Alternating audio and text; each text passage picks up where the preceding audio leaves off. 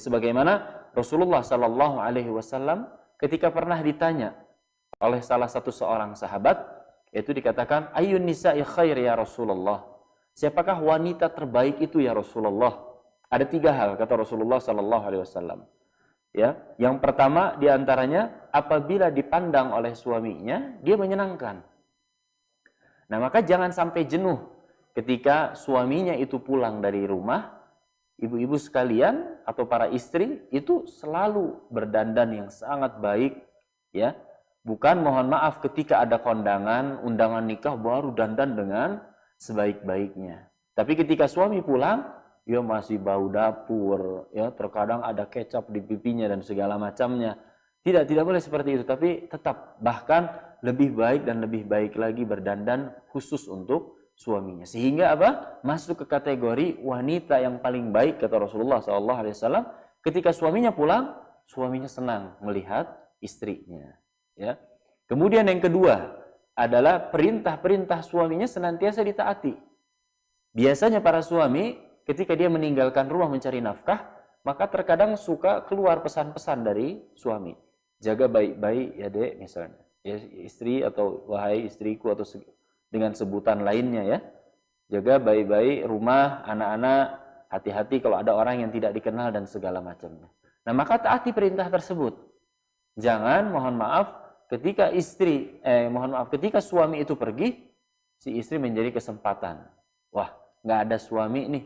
Saya bisa pergi belanja, saya bisa nonton sinetron, saya bisa lihat ini, lihat itu tanpa pengawasan suaminya. Tidak, tetapi dia tetap menjalankan apa yang diperintahkan oleh suaminya. Bahkan dia mengetahui tanggung jawab ketika suaminya itu tidak ada di rumah, sebagaimana sabda Rasulullah SAW yang lainnya, kullukum ra'in wa kullukum mas'ulun an ra'iyati. Setiap kita ini akan menjadi pemimpin dan setiap kepemimpinan kita akan dimintai pertanggung jawabannya. Di antaranya apa?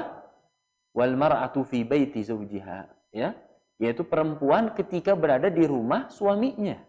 Dia akan dimintai pertanggungjawaban bagaimana dia memimpin rumahnya tersebut ketika suaminya tidak ada, bagaimana mendidik anaknya, bagaimana dia menjaga dirinya, bagaimana dia menjaga rumahnya, hartanya dan selainnya. Ini yang akan dimintai pertanggungjawaban. Sehingga kita atau ibu-ibu khususnya akan dimasukkan ke kategori wanita yang paling baik adalah mentaati apa yang diperintahkan oleh suaminya. Tentunya harus digarisbawahi.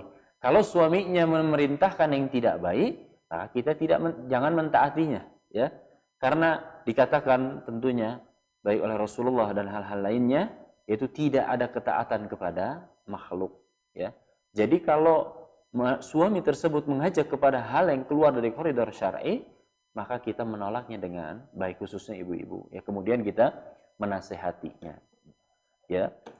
Kemudian yang ketiga, agar masuk ke kategori wanita yang paling baik atau wanita yang baik, sebagaimana yang ditanyakan kepada Rasulullah SAW oleh para sahabat, yang terakhir yaitu adalah dia menghindari hal-hal yang dapat menimbulkan suaminya nanti benci. Contoh, ya, dia dapat menjaga dirinya dari hal-hal yang suaminya tidak suka. Misalnya ada tamu yang bukan mahramnya, ya, atau dia menggunakan hartanya terhadap apa-apa yang suaminya tidak suka. Ya, maka hal inilah yang betul-betul harus diperhatikan oleh para istri.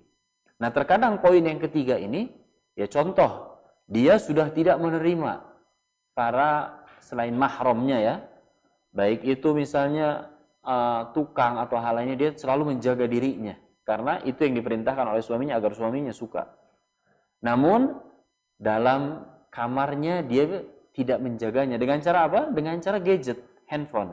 Dia membuka Instagram, dia melihat WhatsApp, dia melihat Facebook, foto-foto yang bukan mahramnya, melihat auratnya, atau melihat hal-hal yang tidak senonoh atau yang dilarang oleh agama. Sehingga hal ini masuk ke dalam hal yang dapat nantinya muncul kebencian dari suami, kecurigaan, dan hal lainnya. Jadi ibu-ibu sekalian, 3 hal inilah yang harus dijaga. Ya, ini diantara tentunya keseharian ibu-ibu sekalian atau perkara-perkara yang harus diperhatikan dalam kesehariannya agar insya Allah senantiasa bernilai ibadah, agar senantiasa mendapatkan keutamaan yang dilewatinya setiap harinya karena memiliki motivasi dan tujuan yang benar.